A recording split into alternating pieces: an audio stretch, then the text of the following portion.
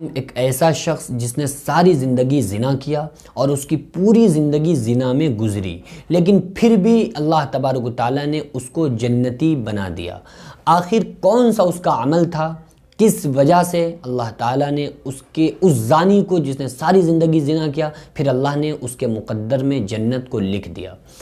بنی اسرائیل کا ایک واقعہ ہے کہ ایک شخص تھا جس کا نام کفل تھا، اور وہ ہر رات ایک لڑکی کو لے کے آتا تھا اور اس کے ساتھ زنا کرتا تھا۔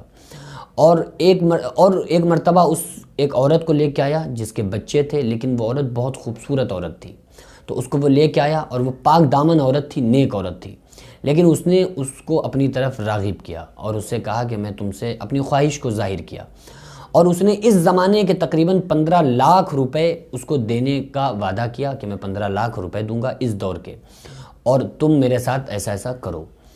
تو وہ بھوکی تھی، پیاسی تھی، مجبور تھی، لاچار تھی، بےکس تھی، تو وہ راضی ہو گئی، ایگری ہو گئی۔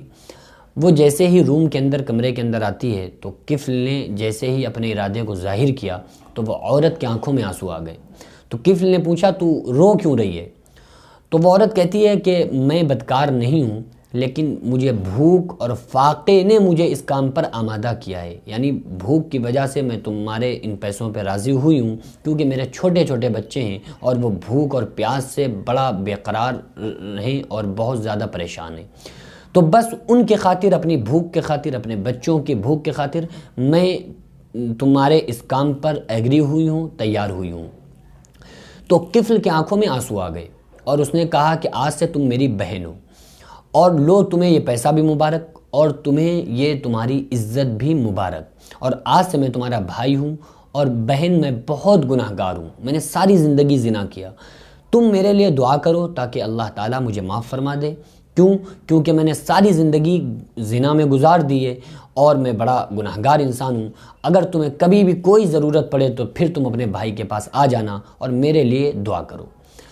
تو وہ یہ کہہ کے تھوڑی دیر کے بعد حضرت ملک الموت اس کے پاس آتے ہیں، کفل کے پاس، اور اس کی روح کو قبض کر لیتے ہیں، یعنی وہ انسان مر جاتا ہے، انتقال کر جاتا ہے، ختم ہو جاتا ہے۔ اور اس کفل کے بارے میں پورا علاقہ جانتا تھا کہ کفل کیسا ہے، زانی ہے اور کتنا بڑا گناہ گار ہے۔ تو ظاہر سی بات ہے کہ اتنے بڑے گناہ گار سے، جس سے لوگ لین دین بھی بند کر چکے ہوں، تو اب اس کی نماز جنازہ کوئی نہیں پڑھتا، اب اس کو کفن دفن کوئی نہیں کراتا، اس کو غسل کوئی نہیں دیتا۔ تو اللہ تبارک و تعالیٰ اتنا رحیم ذات ہے، اتنی کریم ذات اللہ تبارک و تعالیٰ کی ہے کہ اللہ تعالیٰ نے نوری سطروں میں کفل کے دروازے پہ لکھا کہ اللہ تبارک و تعالیٰ نے کفل کو معاف فرما دیا، تاکہ اب سارے لوگ اس کو غسل دیں، جنازہ پڑھیں، جنازے کی نماز پڑھیں، اور اس کو قبر کے اندر اتاریں، قبر کے اندر رکھیں۔ تو اللہ تبارک و تعالیٰ اتنا رحیم ہے کہ اس کی اس ایک نیک نیتی پر اللہ تعالیٰ نے اس کے سارے گناہوں کو معاف فرما دیا، اور ایسا کر دیا جیسے ماں کے پیٹ سے ابھی ابھی پیدا ہوا ہو۔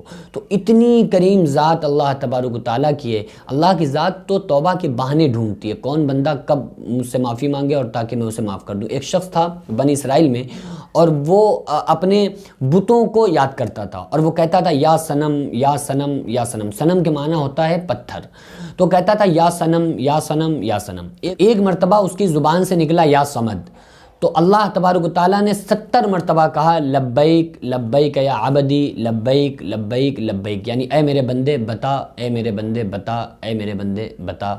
تو جب یہ اللہ تبارک و تعالیٰ نے فرمایا تو فرشتوں نے کہا کہ اے مولا، یہ تجھے نہیں یاد کر رہا ہے، یہ تو یا صنم کہہ رہا تھا، لیکن اس کی زبان پھسل گئی اور دھوکے سے یا صمد نکلا ہے۔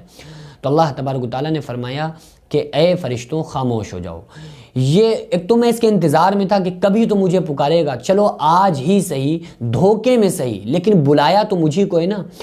یہ ساری زندگی یا صنم کہہ رہا تھا، تو اس کے صنم نے اس کو کبھی اس کی آواز پر لبیک نہیں کہا۔ اگر میں بھی اس کی آواز پر لبیک نہیں کہتا تو پھر کیا فرق رہ جاتا؟